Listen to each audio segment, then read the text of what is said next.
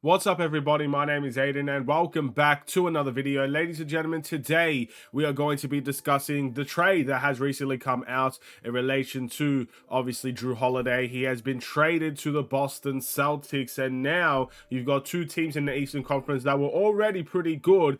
I guess many people are saying they've gotten a little bit better. We're going to be discussing, I guess, the entire situation in this video. But before we get any further, if you like the video and you want to see more from me, drop a like, drop a follow, and comment down below your thoughts about the Chicago Bulls and whether or not you believe, I guess, this impacts the Bulls in any way, shape, or form. Now, the reason why this is such a big deal, in my opinion, is because you've seen now two of the best teams in the Eastern Conference take massive risks to potentially high rewards. And now we're heading into a season that I would say is now very unpredictable. Yes, you might look at Milwaukee and Boston as the favorites now in the Eastern Conference to come out of the Eastern Conference, but you don't know that for sure because these two teams look extremely different to how they looked, I guess, prior to this. So you don't know how the teams are going to play. You don't know what sort of coaching styles will be implemented. You don't really know any of these things. Yet, on paper, these two teams are looking extremely dangerous. But let's talk about the trade. Let's talk about Jrue Holiday being sent to the Celtics. So it looks like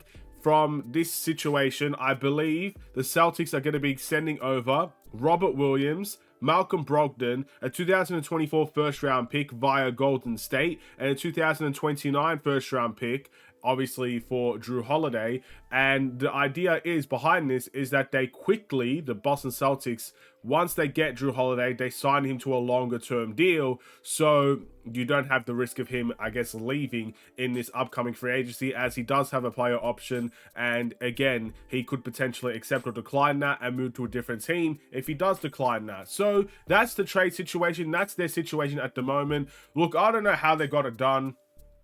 They pretty much have Jason Tatum and Jaylen Brown on max contracts, super max contracts, it feels like. So I don't really even know how they managed to get this over the line with Porzingis in the team as well, but they've done it in some way, form, or fashion. Fair play to them. They were aggressive and they got the player, and the Bulls are still here missing out on a lot of key pieces that could have brought some nice additions to the team. Now, again, if we end up coming into this season and sucking and really disappointing, then again, a lot of people are going to come back to this moment in time and saying, why couldn't the Bulls get involved in one of those types of trades? Why couldn't they at least attempt to do it? It felt like maybe we tried, but we didn't try hard enough. And obviously teams like Boston, teams like Milwaukee were very aggressive and got the deal done as quickly as they could. So again, we'll have to wait and see how well the Bulls do, because if the Bulls are doing better than these two teams, hypothetically, in a very unlikely situation, we start doing better than these two teams, then all of a sudden no one's going to complain that we didn't go after Jrue Holiday, and no one's going to complain that we didn't go after Damian Lillard, but we missed out on both of them. Now,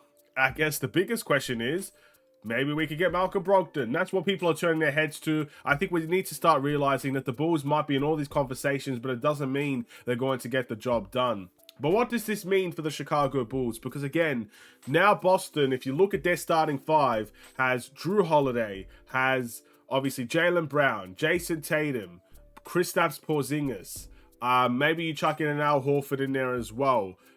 Derek White potentially instead of Al Horford. Again, they have a lot of versatility there, I believe. But the biggest thing about Boston that a lot of people have talked about, and I feel like is important, is now that their depth is really, really, really lacking. And what Boston are going to have to do now with the players that they have, it's time to develop those bench players to become really big parts of their, I guess, depth. It's the only way that you're going to see Boston really succeed as an entire team. You saw how they played in the finals against the Golden State Warriors a couple of years ago. It wasn't just Jaylen Brown and Jason Tatum. A lot of people got involved and made it a really competitive series against the Golden State Warriors. And at the end of the day, a lot of those pieces are no longer with the Boston Celtics now. So you have to question that. And you have to say, okay, Robert Williams is a massive part of that Boston Celtics team. How are they going to be able to fill in the rebounding and shot blocking side of things without him in the team? And they clearly played better with him in the team. Malcolm Brogdon was one of the most underrated point guards in the NBA because he basically came off the bench half the time. They lost Marcus Smart as well. So again, there are so many pieces to that Boston team that you thought were the glue guys of that team that is no longer there. You get Jrue Holiday, which is a fantastic addition. I'm not saying anything about that, but you do begin to question, has there been too much change for Boston to really get a hold of things in this first upcoming season with that new look team? That's a question, because at the end of the day, you could say Boston on paper look amazing, but the game is not played on paper. These guys, the vast majority of them, have not played with each other before. Jaylen Brown, Jason Tatum have. Derek White has played with these guys before. Jrue Holiday has not played in this team before. Porzingis has not played in this team before. And the vast majority of that team has not played without a Robert Williams or a Marcus Smart or a Malcolm Brogdon before. So you got to be prepared for that. It's going to be an adjustment period for Boston, but if they could sort it out, and that's the thing, that's where good coaching comes into the grand scheme of things. That's when sacrificing needs to come into the grand scheme of things. And it'll be the same with Milwaukee as well, but this is more for Boston. If they could figure those type of issues out with their depth and with how these guys are meant to play with each other, then of course they're one of the biggest threats in the Eastern Conference, and they probably have gotten better from this trade. So we'll wait and see how that ends up going and how long-term of a future these guys do have in the Boston Celtics, and whether or not these players will re-sign with them, Porzingis and Jrue Holiday. We'll wait and see. But yeah, it's a bad sign for the Bulls again. We've missed out on another opportunity, but you know, Bulls fans will just continue to be upset about it and continue to move on to the next one. A lot of people are talking about, can we get Malcolm Brogdon?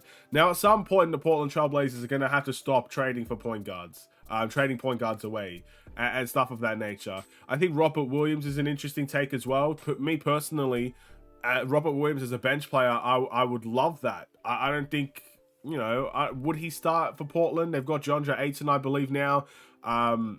Maybe you can move DeAndre Ayton to the 4 and you can play Robert Williams at the 5 as small ball center that can rim protect and grab rebounds and stuff of that nature. Maybe that can work.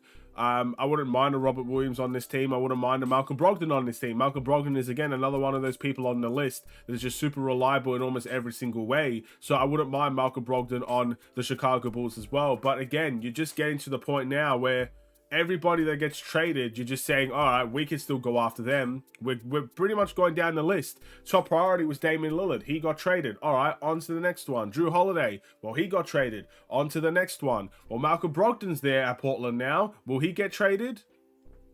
Personally, Portland are going to have to stop somewhere. So I don't see Malcolm Brogdon personally getting traded, and I don't see him getting traded to the Bulls. But we'll wait and see how that approaches. I think the Chicago Bulls are very much content with their guard situation. Whether we like our guard situation or not, it's not up to us. It's up to the Bulls and the front office. And I think they are content with their guard situation. I think they are content with Javon Carter and content with Kobe White, content with Ayo Dosunmu, content with Alex Caruso, content with the guards that we have.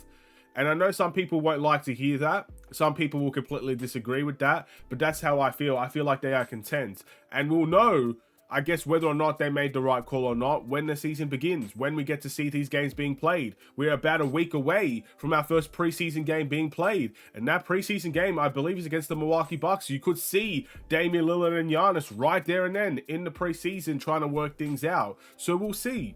That's all I could say. We'll see how this guard situation will fare and how these trades that we missed out on will impact the Bulls. But so far, it's not looking too good for the Chicago Bulls, with everything in the East getting a little bit stronger now. At one point, the East is probably at the weakest it probably has been in ages, with obviously guys like James Harden preparing to leave and stuff of that nature, and Kevin Durant leaving the East and all of that. It looked like the East got a tad bit weaker from that, but it's getting stronger now with guys like Damian Lillard coming to the East, and obviously guys like Jrue Holiday getting traded to Boston. You know, it's something to prepare for. So let's see. But thank you all for watching. Drop a like and a follow, and or subscribe if you are new, and I will see you in the next one. Stay safe, stay healthy, and stay tuned for more. Take care, and peace.